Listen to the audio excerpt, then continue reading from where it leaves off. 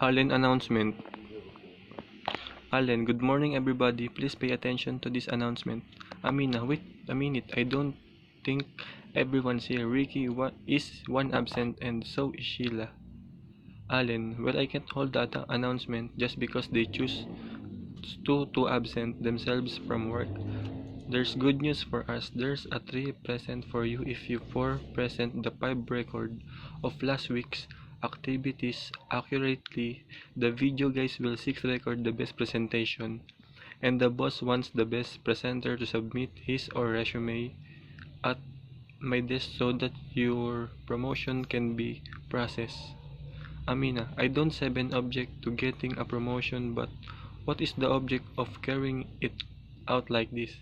Allen, welcome to that in a while. Alright guys, we will now conduct today's session. Remember, there's B marks for good conduct as well.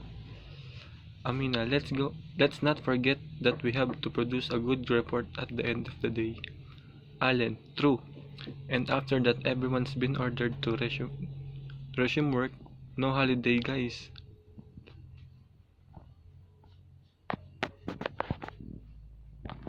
Ito yung sinasabi mo.